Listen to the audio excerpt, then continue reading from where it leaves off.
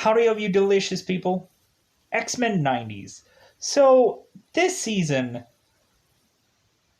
I honestly have to say that for me, I every once in a while I would kind of pop in and watch like an X-Men 90s episode.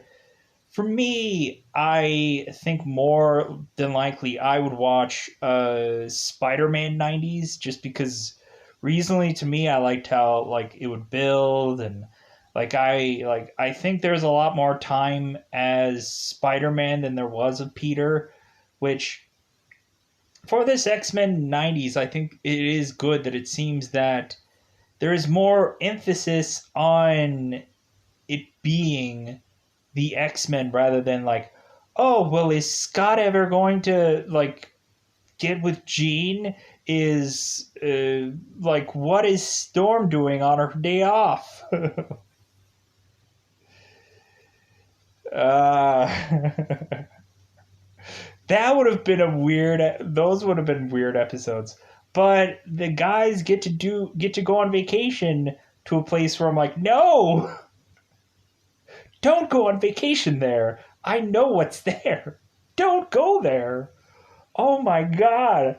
So, this first season, how I could mention that I know and familiar with some X-Men stuff is I think mostly from the X-Men video games. I think I've played more of those than actually watched X-Men 90s. Or really I've watched some of the later X-Men shows that came afterwards, maybe like a X-Men Evolution or Wolverine and the X-Men. I watched a little bit of that to just kind of like go, okay, like a lot about Wolverine, not so much about everyone else, but like, and plus it was kind of, it felt like it was a show that like already like I'm like, okay, did I miss an episode somewhere?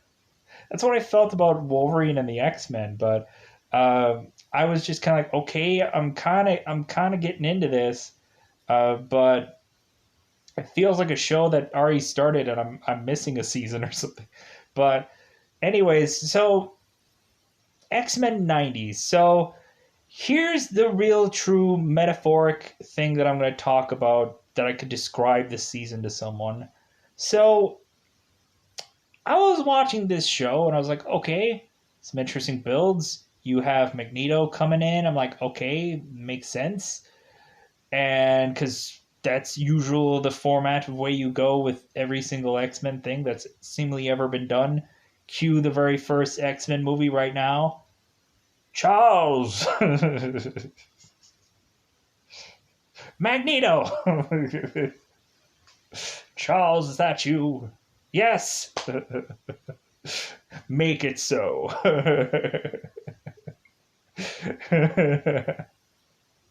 Anyways, so Magneto starts off everything. We get that. If anything, for the intro of the show, you could really tell this time around, especially within this one, that they were pushing stuff that hasn't even come out yet.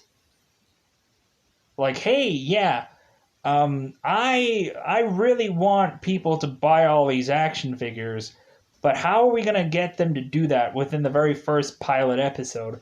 Well, really, all that you'll have to do is just add a crap ton of characters within the intro. Oh yeah. Well, are they even gonna be in the show? Well, we don't know,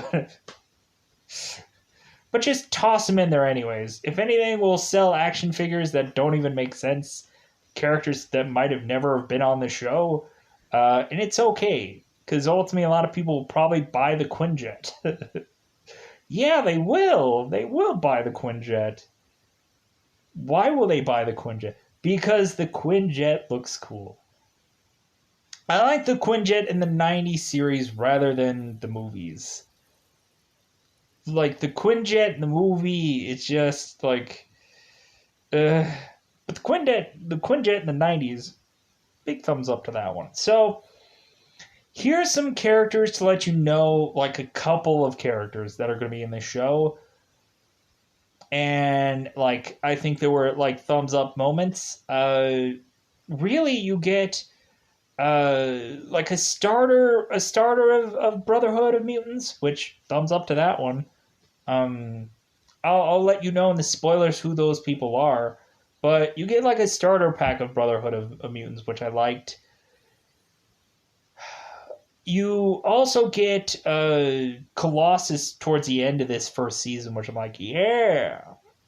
X-Men 100, usually uh, you'll have the people ripping out of the cover. I think that's the maybe the giant size X-Men, but like that book basically showcases to you that hey, these are the people you're going to see. These are the people you're going to know about. Like get to know these ones. So I was excited, Colossus, yeah, because Deadpool movies, but then also like I like Colossus. I like a man with an accent at some points in time. Like it shows that it's just like, hey, not everybody is gonna all sound like Jack Nicholson Wolverine, because that's what he sounds like. That's what he sounds like. And now I'm probably going to ruin that for everyone that is going to go back and watch this show. Ultimately, if you have Disney Plus, you can watch X-Men 90s. That's where you can see it. Uh, but yeah, this guy who did the voice for Wolverine in here, he should have went and did movie trailers when movie trailers would have that voice. I'm coming after you. Claw snicked. In a world. In the city. He should have done movie trailer voices. He should have been that. Really. Because that guy could easily done movie trailers. It doesn't have to be in a world. No, it could be in a world. Slice. Could have been that. Especially for horror movies. That would have been great. But anyways, now I'm going to ruin that voice for everybody. Everybody's going to be thinking of that voice in another way. So anyways, I didn't think that they would have Gambit in this show this early. For me, I was always thinking in other X-Men series, I'm like, where the F is Gambit? Where is this guy? I would just get so annoyed with other series. I'm like, where is Gambit? Okay, you have like Pyro and this guy and that guy. Where is Gambit? Because I remember Gambit being on this show, but I'm like, but I always expect him to not be like a pivotal role because the other shows ruined that for me of waiting for Gambit to show up and he never did. Because that is the character that you should have always staple. Gambit is always a staple. Everybody likes Gambit. That's why when X-Men Origins came out, they're like, yeah, and then eventually they're like, eh. I like Wolverine Origins, but like there's portions of it that I like. I don't like there's some stuff that ultimately I'm like, yeah, Wolverine, but then like there's some stuff where I'm like, yeah, but Deadpool. Wolverine, but Deadpool. Anyways, so we we have it to where in this show it's just a dump truck of people eventually coming in and falling on you. And I think that's the real metaphor of this show is like this was like how can we product all this stuff, put all these action figures out there? How can we get uh I would have liked an actual like I don't know if there was an actual toy out there like that, but there should always be a staple of having like for Batman, you would see like a Wayne Manor like thing on one side. There was this one toy where you had like Wayne Manor on one side, and then you would have like on the other side you would have like the Batcave on the other. And I always loved that toy. I thought that toy was like, man, that is so genius. I like that. If anything, I think for like the Ninja Turtles, you would just have to get like certain wings of stuff. You get like more than likely a lot of people got the Technodrome, but then eventually there's like a sewer thing, and then there's uh, some interesting other things as well going on with turtles. Anyways, you should always have like an Xavier Mansion thing, and then eventually have the inside be like the danger room. That would be great. I don't know if they ever actually did that, but if they did, man, that would be that's a great toy. Here's the thing: X-Men games, the danger room, which I love the danger room. I think every episode of the X-Men should always, if it's, I don't care if it's difficult to write in.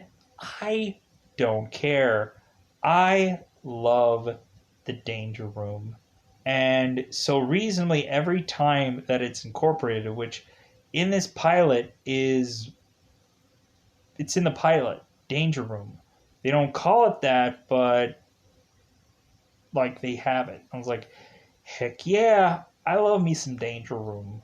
And because ultimately I remember playing some game where you had this character named Magma, and Danger Room was basically her learning stuff. I think that that should have always been a staple for every single X-Men story, regardless of. It should always be a Danger Room for every X-Men game. I don't care if it's like, well, but this character eventually comes into being a X-Men. No. Danger Room always should have been the tutorial for every X-Men game. Unless it's tied to a movie, then I guess you forcibly have to just go to the movie way. But anyways, let's go into spoiling this first season. Let's break it down into double five. So justifiably, there's gonna be some characters that I'm gonna be like, man, I wish I knew their name. They look kind of cool, but let's go into spoiler time. Spoiler time. About the time we're gonna do spoil this show. So we really just kind of really set up. We really set up the heroes in this story, but then like the villains are just like I don't get enough time to marinate on them. Like really at all. Like it's too much focus on the X-Men, not enough on the villains. And so the villains are just kind of people that are just kind of there, sadly. I think with the effect of Magneto, like, I don't feel like I really understood his power. When I saw him, I'm like, huh? What? What is going on with that? Like, is it. I don't think it's really helping me understand his power. It's not. It doesn't feel like it. It's weird looking. The effects that go on to Magneto, I don't know. But anyways, so in this pilot episode, we have Jubilee, which I'm like, oh yeah, that's right. They do focus on her. So much so that I guess when looking at it, that's the reason why they barely had her in the freaking movies. They waited till like a million movies later to just, oh hey, here's Jubilee, plop her in. Well, what relevance is she gonna have? She's just there. She was honestly just there, and that's I hated that. If you're gonna use Jubilee, you should have had her in like the Deadpool movies. Never have her in the X-Men films.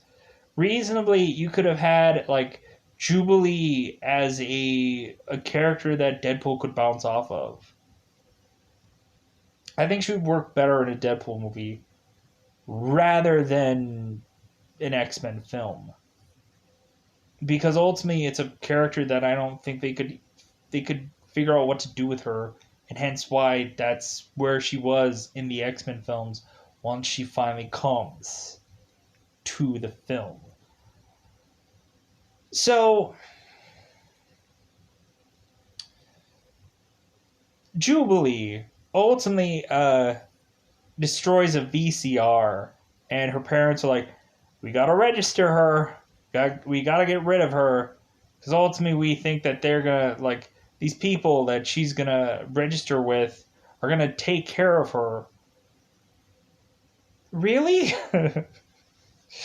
Have you fact checked into the other mutants that have gone off to be with these people?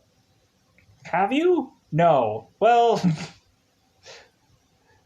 is somebody on YouTube right now going, yeah, like they didn't have this kind of thing, but I'm making a joke. They didn't have like somebody going like having a yeah, I registered for this place and look what happened to me. Dead. I'm dead, everybody.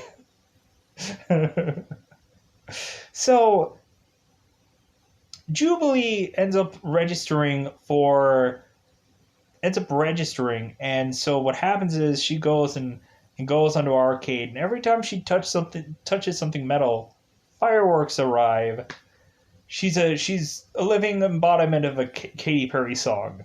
Uh, she at some points why didn't ever Katy Perry look like Jubilee? Why didn't she look like Jubilee in the song Fireworks? Wouldn't that have made sense? Missed opportunity. So we have it to where Jubilee is the person that ends up being thrusted at odds with a Sentinel, and the X-Men eventually come on in, and because Jubilee is at the same mall coincidentally where all the X-Men are, and I'm fine with that. Ultimately, I think that this is the best Rogue we have, I think, ever had. Yeah, there's some things that I like about her in the X-Men movies, but I like this Rogue. I like a Rogue that can fly. Even though it doesn't make sense, I like a Rogue that can fly. And justifiably, they make fun of that in the Deadpool books, or the Deadpool video game, where ultimately talking about a Rogue that can or cannot fly. And I like that about that game, is they have to mention that to you to say, hey, we know that Rogue can fly. Anyways, so we have Rogue, and I'm like, yeah, like white and red hair. Oh my god, that is so awesome. Like, so much about this was like, yeah, punk rock. Especially with the theme song. It's freaking awesome. It's great. But at some points, I've heard the theme song more than the actual show itself. So, anyways. So, 90s X-Men. So, we have Jubilee at this mall and runs into the X-Men, and reasonably they come to her of aid fairly easily because Sentinel. So it gets to the point where in this very first episode, we eventually have the entire X-Men going out to try to break into this registry to dump all these names, to kill all these names, and to where these Sentinels would not be going after them because ultimately they have evidence that Jubilee was going after she was sought after she registered. So the X-Men find they ultimately find this headquarters, um, and they ultimately go into taking down all these names. And the interesting thing about this very first episode is that the X-Men eventually get overwhelmed, outrun, and outgunned because the Sentinels just keep flowing in. Like they have like a million of them just stored away for a rainy day. I'm like, holy crap. I'm like, dude, are we just gonna like have it to where all the X-Men are just gonna die right in pilot episode? You're not gonna make them look like they're like $1,000,000? Like, what is this? And so here's the thing that I'm scratching my head even right now. Beast gets captured and Morph dies. Wait a minute. You killed off Morph in the very first episode? Yeah, Morph had some jokes. I thought he was kind of funny. I like that really they didn't have Gambit and then Morph turned into Gambit and he's like, well, hey, like I will just look like you. So, like, to make it feel like you're with us. Because Gambit was pulled and wasn't like put into the project. So I was just kind of like, wait a minute. So they killed someone off, which I know what happens to Morph later, because ultimately, like Wolverine was just annihilated by having Morph dead. Because the next episode goes into them grieving, and eventually Wolverine has to like throw a tantrum and then leave to go somewhere. So reasonably, we have this Sentinel place that is like establishing like an even much more like superior Sentinel and all that jazz. And but then eventually we have certain villainish characters that eventually come into the fold. Right out of the bat, we do have Wolverine go on his own mission because he ended up giving Cyclops' car, changing it into a convertible because of his rage that he lost to people. Because ultimately, you have Wolverine that's mentioning, "I go where I want to go," and so he ends up wanting to very much go in here and go after Beast and go after Morph because he knows that he can survive all the onslaught of anything. But the X-Men won't let him. Rogue basically touches him till he passes out, and then they carry him onto the Quinjet. And I was like, okay, this is like... I like that you do have Wolverine that is very combative with Cyclops. Like, reasonably... I don't understand why they like viciously hate one another so much to where it seems like they are going to kill one another like every second of this episode or every seconds of these episodes where it's like it's going to come to blows. And I'm like, is it that Wolverine thinks that he can be a better leader? Is it that like Cyclops is really just... he's a guy that just blasts stuff? Is that the thing? Even though I like Cyclops here more so than anything else, because reasonably I feel like in this 90s cartoon he's more relevant than I think here than anywhere else. So,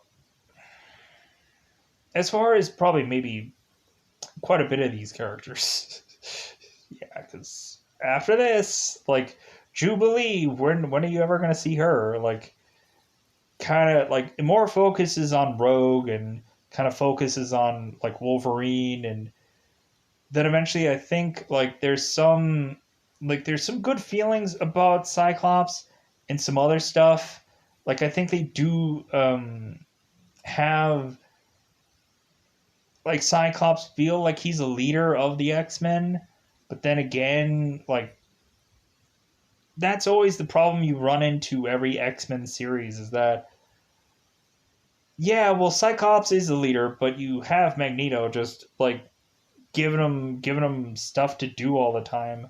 Plus, you have Jean in this series that is she's in like Cerebro. I'm like, wait a minute. Like, yeah, I know like the image of when you see Jean Grey is usually within Cerebro, but I'm like, wait a minute. Like right away, you're just kind of seeing Jean really not on the team very much at some points because she's in Cerebro. And I'm like, what?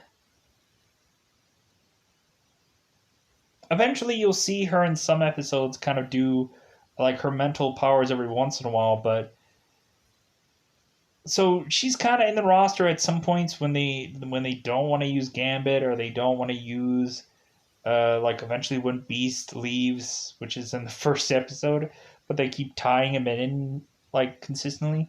So anyways, you have Wolverine go on his own, and that's when you start to tie Sabretooth into these episodes. So there was an interesting episode where you had like Xavier dip into Sabretooth's brain on how like these odd acid trip like visuals were like, whoa, whoa. Where you would have like Xavier like tying his mind onto like Sabretooth and like in this weird bizarre dreams like sequence, like Xavier and Sabretooth were fighting off his demons, his mental demons. But it seems like his demons are endless, and it seems like Xavier was trying to like knock on a door that won't open with Sabretooth, which I thought was interesting. Plus, you had like Sabretooth in here right away, like throwing a cop car, and I'm like, wow, is he really that strong? Like, I thought Sabretooth was really just. I thought he was just a character that would. Like, I don't think he would be that strong, but I think he would be able to do, like, something else. Like, I think he'd be able to just, like in the movies, like, he grew, like, really long claws. He was like a bag lady. But, so like I thought he was just very like vicious and animalistic. I didn't think he was like super strong too. But anyways, so we have it to where Wolverine goes on his own mission, and he evidently meets Eskimos. So reasonably, eventually, we have Wolverine fighting Sabretooth and seemingly meeting some Eskimos, which is cool. We have it to where eventually we get to where Wolverine meets these Eskimo-esh like people. It seems like they take a very much liking to him. That rubs the previous leader of this clan the wrong way because ultimately Wolverine becomes seemingly their new leader that they just by. So we have this leader eventually going and meeting Sabretooth, and Sabretooth is going to tell this guy to like, hey, you bring me Wolverine and I'll ambush him and kill him. But instead, he ends up Sabretooth ends up killing this guy's whole pack, or what we think is killing all of them, but actually he just ties them all up. So Wolverine and this Eskimo-esh like guy eventually go and have to do the old traditional like, hey, there's a bunch of people that are all on this railroad track that are all tied to this. We gotta cut them free. So we have Sabretooth that is telling Wolverine that he has a bomb set up for a minute. And but like Sabretooth has to get through him. I'm like, Why does Sabretooth have explosives? Does that make any sense to anybody? You would think that, like, Sabretooth would just always have it be, like, battle of the fittest, like, and it wouldn't be about, like, hey, I'm also a pyrotechnic. Like, what? Why would Sabretooth have bombs? I'm confused. But yeah, so eventually we have it to where Wolverine knocks Sabretooth off a cliff, and you just have that no kind of like how usually Looney Tunes they would have like this prep where someone would like be looking down at the and like help sign and then drop. Like it's kind of like it looked very Looney Tunes drop esh. It just looks like he like fell like it looks like Sabretooth like fell from the sky rather than like slipping and falling and no, it looks like he's like falling from this. He looked like he fell from the sky and then fell through this. It looks weird. So going in more. So let's talk about Magneto.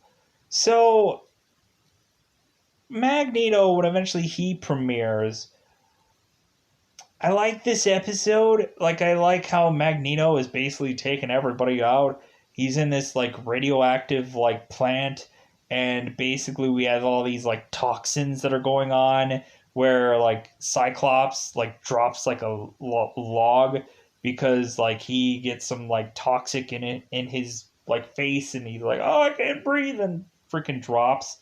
Uh, we have an easily incapacitated, seemingly X-Men to where Rogue has to come in and she has to try to touch, she wants to touch Magneto to try to like fight power with power, but that doesn't work out.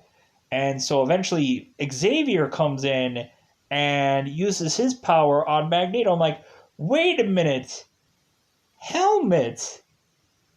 Xavier coming in, but helmets. Magneto helmet. I'm like, wait a minute, what? I guess they retcon that years later where like Magneto's helmet is strong enough to where Xavier's powers won't work.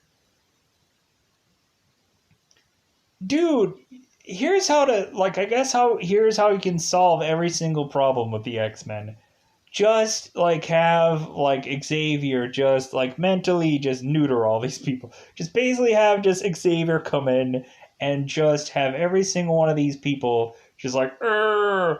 Like I guess that doesn't work with Apocalypse because ultimately Apocalypse was much more powerful than Xavier because ultimately when Xavier tries to use his power ultimately it gets blocked by Apocalypse and he's like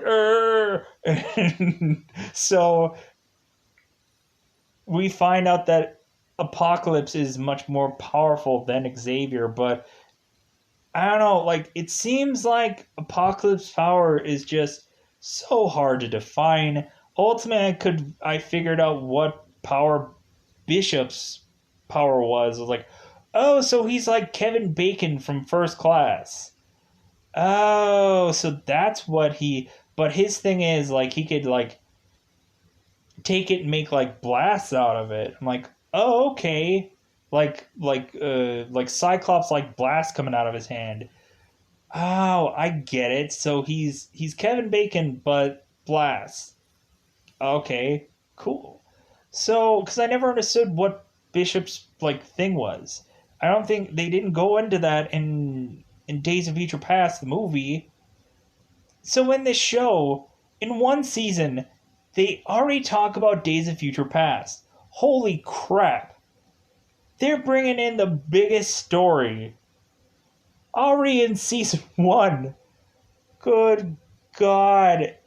So, back to Magneto. So, Magneto, helmets, then has to leave because Xavier is overpowering him. Rogue has to eventually, like, do CPR on Cyclops accidentally gets a blast of his power and she's just like how do I turn this off And luckily, Cyclops is awake enough to tell her it's like, hey, close your eyes. Shouldn't you think Rogue would be the first one to know how to adjust? Like, you would have thought that Rogue would have been trained on how to take every single X-Men's power, so that way when she does get it, by accident, what if they bump into one another and she touches them and gets their power? You would have thought that she would have been able to have training, because Danger Room, to adjust to every single person's power. Have every single mutant touch her, so that way she could know how to use their powers if they bump into one another while they're fighting, because ultimately Rogue, who knows, you could bump into Rogue's head and like she could siphon off your powers. If you headbutt somebody, she'll probably get her power. Rogue will get her power from a headbutt. I don't know, head to head contact or something. I don't know. But anyways, Rogue eventually has to like grab both Storm and Cyclops, but she can't see because ultimately she had to shut her eyes. So Xavier comes in and bizarrely mentally bees he is her eyes for her. And I'm like, okay. So like Rogue is following her. I'm like, well, how is it that Xavier knows where to go if he is mentally being her eyes? So he could like, well, I guess he's just like, I'm right behind you, so just kind of fall. I guess it's anyways. Let me pause here. All right, talked about Magneto. Let's go into eventually the kind of the later stuff. So we had well, kind of later. So we had Callisto. So ultimately, the ruler of the underworld.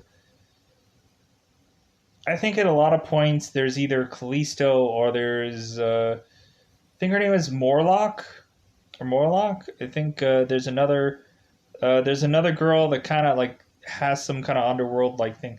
Bizarrely, Callisto, like they didn't tie like Gambit into this episode. Ultimately, I think eventually within this episode they tied Storm to eventually go up against Callisto in a very lightsaber-esque like battle, or I would probably call it much more like American Gladiators than anything else. That's what it kind of looked like to me. Like you'd have like these sticks that like it looked like lightsabers, but you could touch the lightsaber part. So I'm like, okay, well, these are just sticks that are lit up. How is that going to hurt anyone? I'm confused. So really within this episode we got to see like Jean in this episode, which I was kind of fine with because ultimately you had it to where within this episode Jean and Cyclops were on a date, and ultimately that led to eventually them getting taken by this one woman that could mentally make people think things, and to where the point where in this episode you had like Wolverine who had supposedly scorpions all over his body. He's like, scorpions! Ah!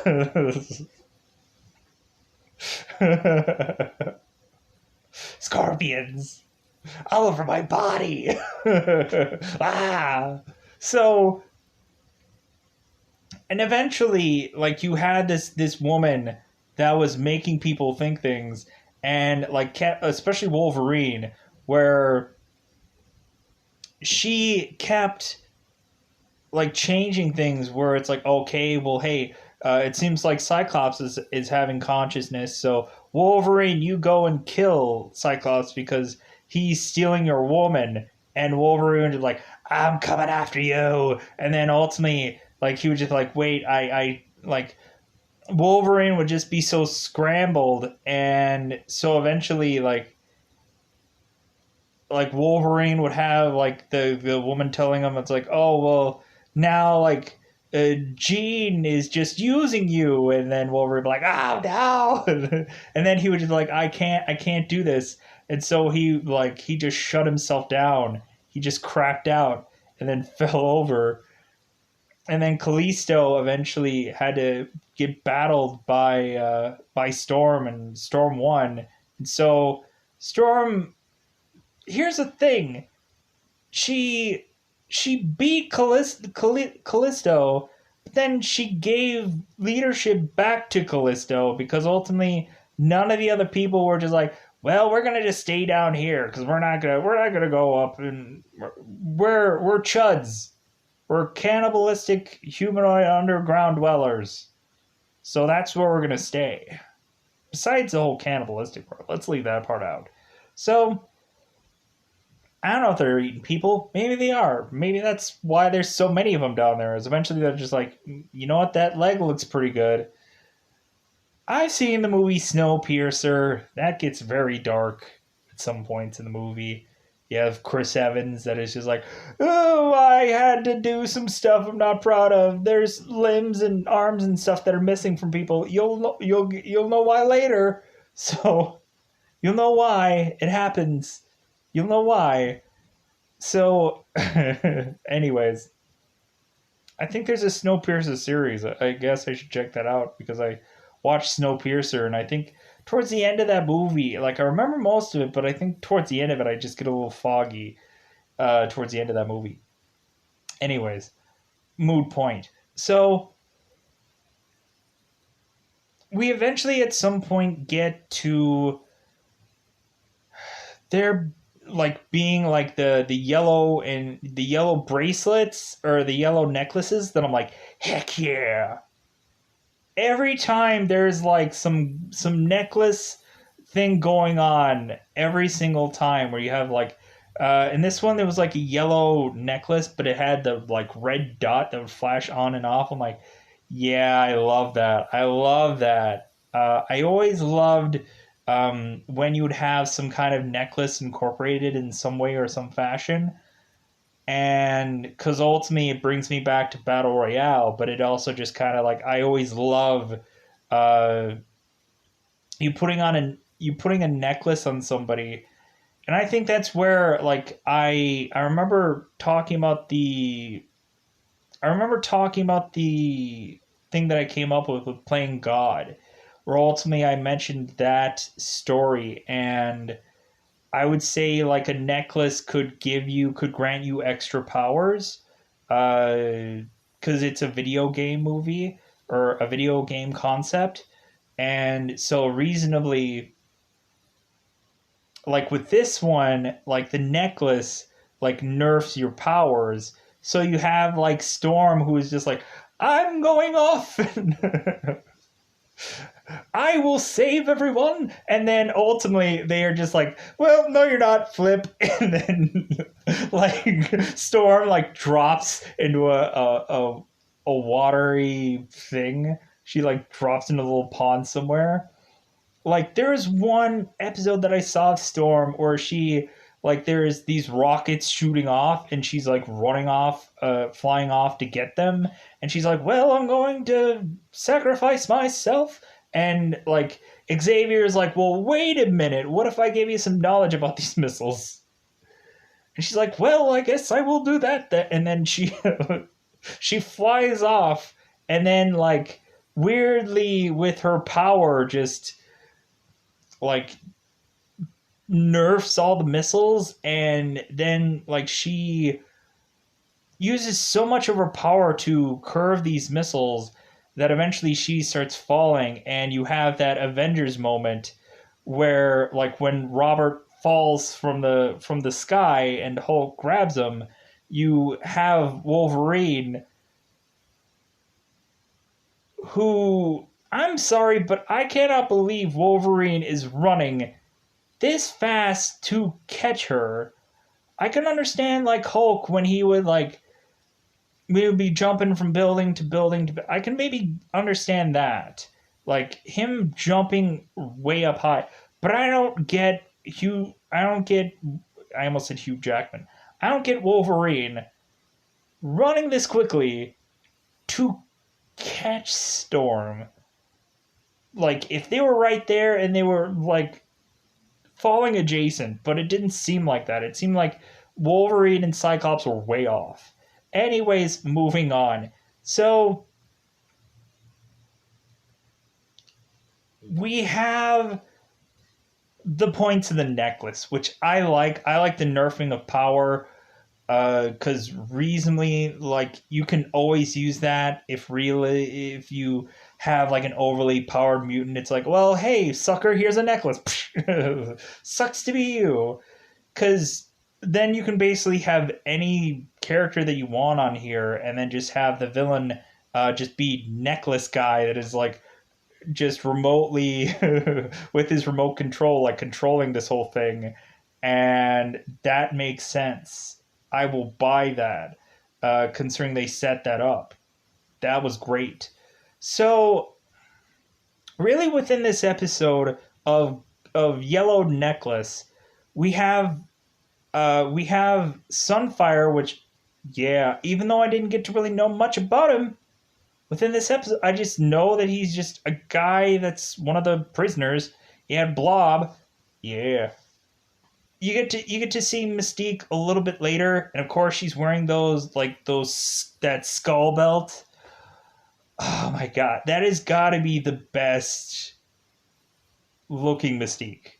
Say what you want about the movies, where basically she looks like just stuff painted on all over her body. You can say that, but I like the traditional Mystique, and they kind of, after years, they adjust the costume and do all kinds of.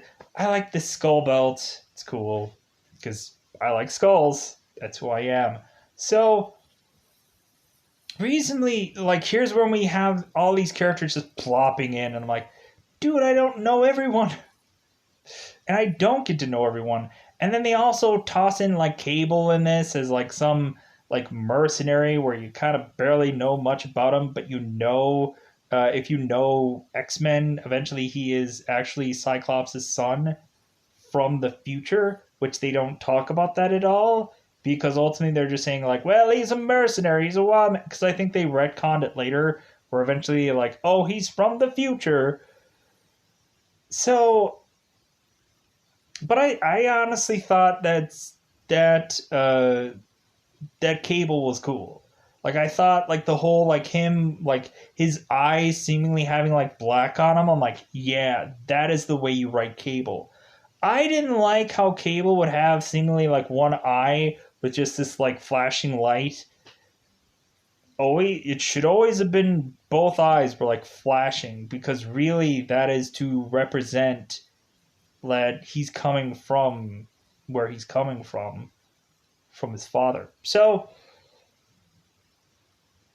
we kind of get some setup of Cable in here, where ultimately he is trying to take certain people down that is otherwise tied to putting together the cure, which ultimately, instead of it being the cure, Mystique is pushing people to work for Apocalypse, which I'm like, wow, this is fascinating.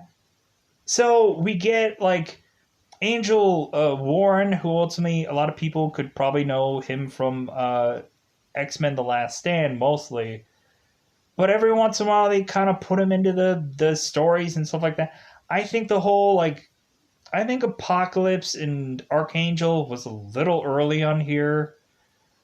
Like, they were basically already like presenting the Four Horsemen of Apocalypse already in this show, and I was like, holy crap. It's like I barely got to know, like, I was like, is that Angel? Is that Warren? And I was like, I guess he is. Fuck. Fuck, crying out loud. Oh boy. So we already set up Angel, Archangel within one season of the show. I'm like, oh my god. We've already set that up. We've already set up like that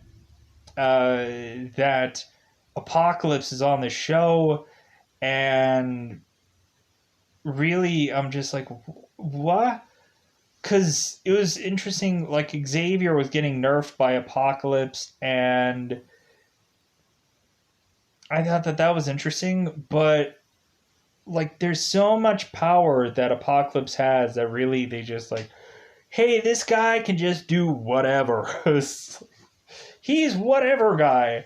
I always liked Apocalypse's visuals in the cartoon, or a lot of times when he's like done. I think he should always look like Ultron.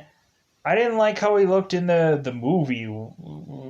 Respect to that actor because I saw him in Drive and Ex Machina, but I didn't like the way he looked in the movie. It's just like that character. Honestly, to me, probably should have been a CGI like character. I think he should have been Ultron. I don't think he should have been Apocalypse. That's like to me that kind of feels like some part of the cheap end of that movie. To be brutally honest. No offense to the actor. I'm sure they wanted to have the actor be seen, but I think it should have been CGI. To be brutally honest, that's the if you're gonna CGI something, have it be that character. Anyways, so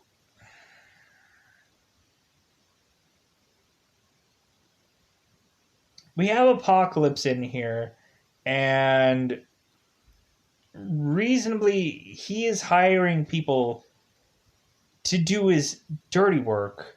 Like basically, we have Mystique who is trying to like get Pyro and Havoc. I'm like, or Pyro and Havoc is a different person. Avalanche, but I think it's Avalanche because Havoc is Cyclops' brother, so it's not Cyclops' brother because he looks very different.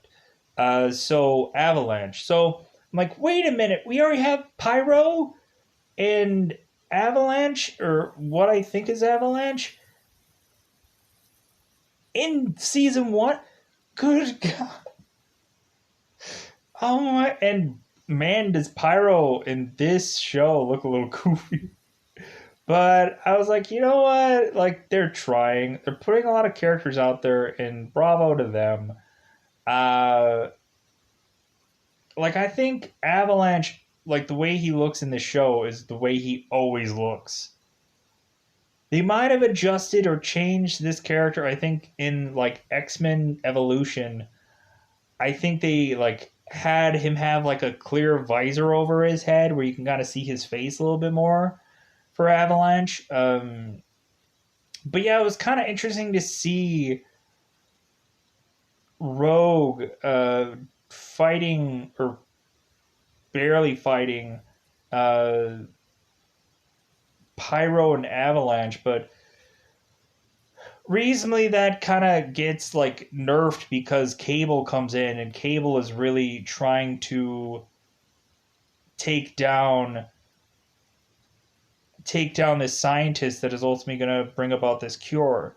Because Angel goes in, of course, desperately needing the cure. Because at first, Rogue goes in there and like, no, this is basically Last Stand all over again. Um, but then no, it ends up being Warren instead. But Warren ends up turning into Archangel. So because Rogue ends up trying to put together this machine to give people cures because some people some people want to have this cure because they don't fit in or they look weird or they're purple or they're blue or whatever. Here's the thing that I was like, okay, also we have also Beast. Beast is actually being his own lawyer because he's so smart.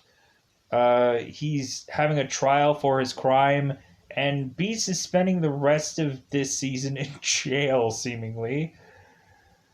And I was like, what?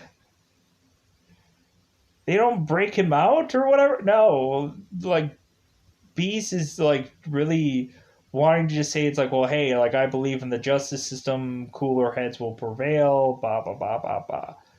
So, Beast is in the jail the whole time. He can even break out because ultimately when like Gambit goes in to see him, like Beast just like bends the bars for Gambit to get out of the so he can get out of there. It's just he believes in the justice system. Good for him. So eventually we have Juggernaut in this first season. I'm like, whoa. I'm like, we have not only Colossus, but then we have Juggernaut in the same season. And I loved the visuals of Juggernaut just barreling through these buildings. Oh my god. It never gets old when you see like a Rhino or a Juggernaut or some character that just barrels through a building like Juggernaut usually does. I always love that. It's always a fun visual, and I love Juggernaut. The thing of it is that like Juggernaut doesn't really have a story, but eventually we'll get there. Uh, right in the very first episode, they end up just like easily taking off the guy's helmet for when Juggernaut premieres. They just take off this guy's helmet like it's nothing, and then Rogue just touches his head and just sucks the life out of him, and that's how to defeat him. So they've already figured out quite easily how to take this guy out. So like every other time, what is it going to come up with? You would have thought that they would have just tried to like nerf this guy somehow instead of taking off his helmet right away. Because then every single time you're just going to like go for the helmets. Every single time. And then like and that's the first time you see just go for the helmet, baby. Just go for that helmet. So that's how they take Juggernaut out. So here's the thing when we get to eventually Colossus. So I don't like how Colossus is done in this episode. Because he's basically just built as a bulldozer or a construction worker. And I'm like, that's how they put him into the episode. And plus he goes on as being like a guy that is the wrong place, the wrong time. And it seems like he's getting arrested for stuff that he didn't actually do. So I liked Colossus in here. I liked how I'm like, you know what? I actually liked how he looked in this season. Like, I liked how he looked, but I just don't like how they built him in this season. As a construction worker, where, like, you have Colossus basically taking out an entire building, just bulldozing it down, and then, like, construction workers are like, hey, what the fuck? And then one guy is just giving Colossus a big fat check. He's like, okay, well, see you later, goodbye. Or in his way, just goodbye, everyone. That's technically how Colossus sounds. But anyways, so I like how they build Colossus up. Reasonably, there were a lot of especially the women characters like ooh la la, like look at this big strapping man, and like you have to wear, like even Wolverine was just like looking at Colossus and he's like, and like some of the X-Men were stepping in and Wolverine was like, hey, let's see how he works his way out of this. Like even Wolverine was just like, wait a minute, let's see what this guy does. I wanna see what Colossus does. I like that. Like I like how when you're premiering a character, you're not muddling him up. But I'm like, why is it that they did that with this person, but not anyone else? That's it. Like they made Magneto look strong, and but eventually they still beat him anyways. They made Juggernaut look strong, but then they just quickly figured out how to beat him anyways. Like eventually we have like Jubilee is a kind of linchpin through a lot of these stories because when eventually they had her in the prison with the yellow necklaces. she was the one trying to break everyone out, and she had the powers to break everyone out. But everybody was like, "Dude, moot point. We have these necklaces on. Like, shut up. Like, go back to sleep. Go back in your prison cell, because we're going nowhere."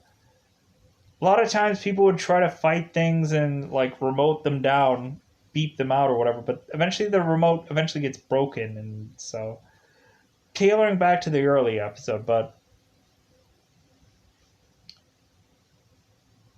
if anything, we also had the Days of Future Past story with Bishop, to where we have like a little bit of Bishop being in the future, and ultimately he's talking to Wolverine and he's talking to Forge, which I'm like, oh yeah, like I know Forge is usually like the tech person, and so I'm like, okay, are they gonna bring Forge into this show?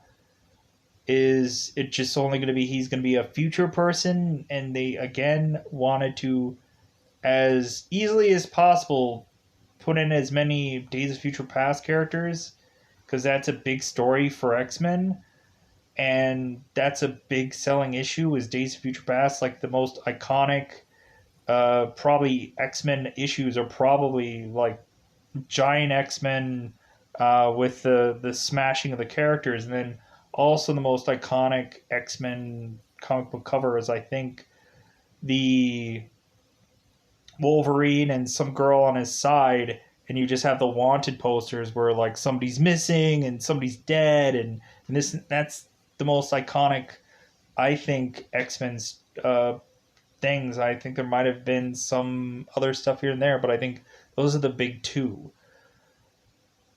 So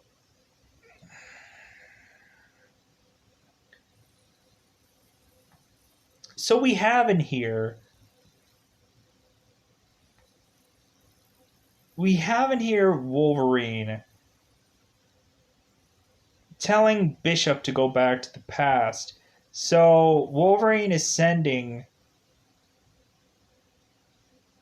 Bishop to the past, and ultimately it was interesting to see Bishop throwing that at Wolverine, where it's like, dude, you're the reason why I came back here. You sent me, and you're the one who caused all the problems. So like, why out of all the people that like I'm trying to deal with, you're the most pain in the neck besides everyone else? But it was interesting when like Gambit was using some of his tricks, and Bishop was like, "Hey, sure, use one of your tricks on me, so ultimately I can uh, showcase that I can laser things out." He absorbs energy from people, and then he uses it on blasts. I thought that that was really interesting. I'm like, okay, so he's like Kevin Bacon. Like Kevin Bacon would like. I don't think he could really have channeled it. Like a lot of it is just like it gets so much power, like he just explodes it. But he explodes the power, but he doesn't get hurt doing it. So, anyways, you have Bishop in here, and like, okay, so there's no Cable. How is it that Cable exists? Like, did they tie the two together at some point? So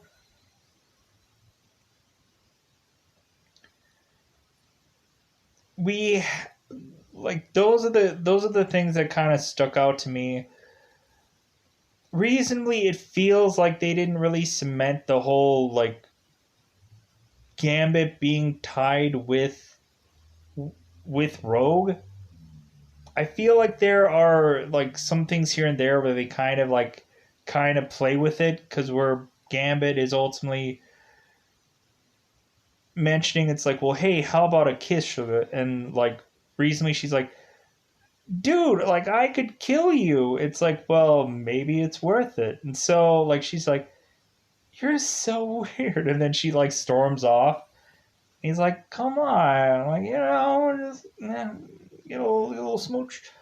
Uh, but I think also like it felt like Gambit at some points was going to be like tied to Jubilee. Cause it seems like there was one time where like Gambit like throws Jubilee over his shoulder, and she's like, "Oh no, you schmuck, you!" And he's like, "How is it that you sweat so much, but you never lose any weight?" It's like, "You piece of crap, dude, I hate you." And like, I think it seemed like for Gambit, you could have gone any numbers of ways with this.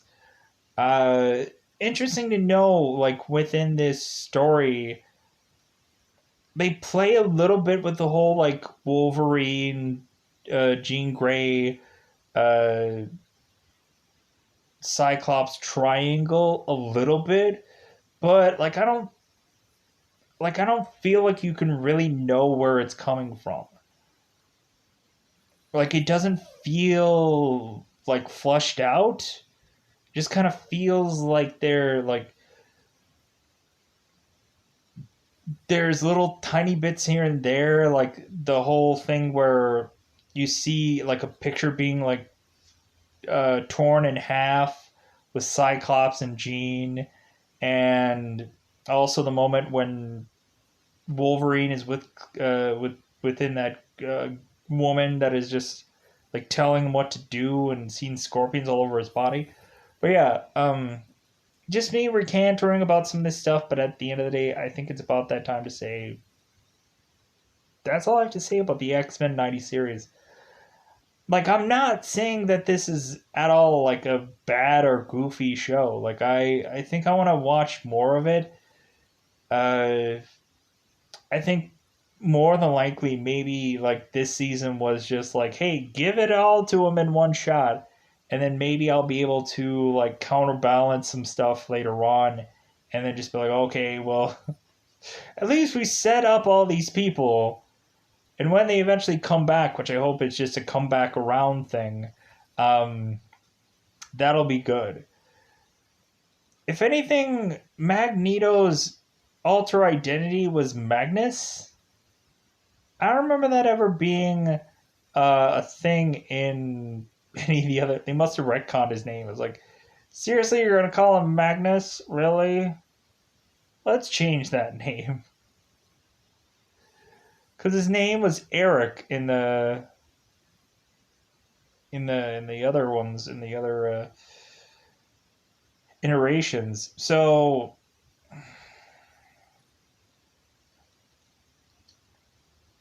I didn't get why Magneto's name was Magnus. But if anything, yeah, I like longer haired Magneto. I don't like short haired Magneto. He needs to have some long flowing locks. I think that's the best thing about this Magneto. Long hair, goofy looking red and purple things, which I think they were gonna try to do in First Class.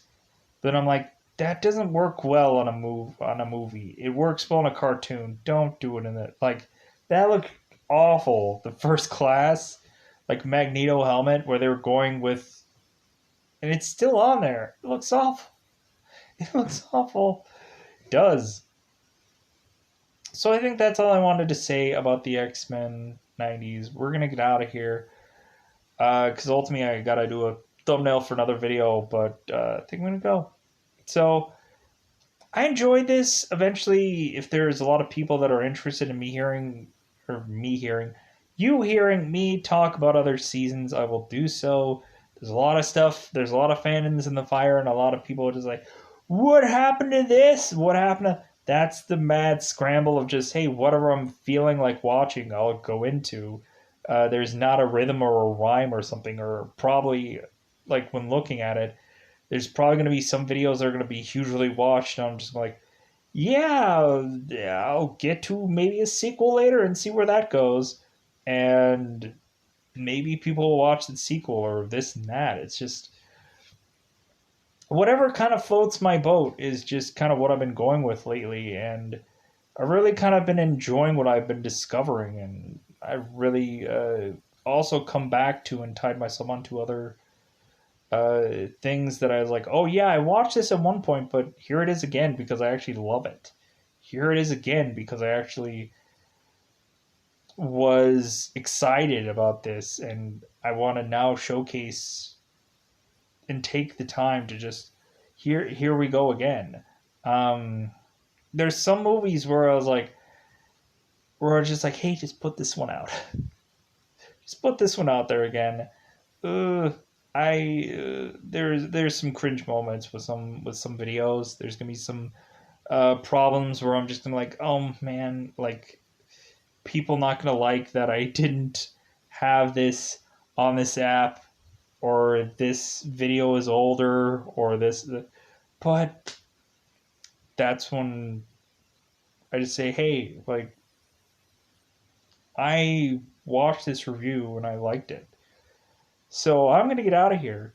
Hopefully you like this review. Definitely, you don't have to hit the like button. Just if you like 90s X Men, just enjoy this review. So I'm gonna get out of here. Goodbye, everybody. Bye, everybody.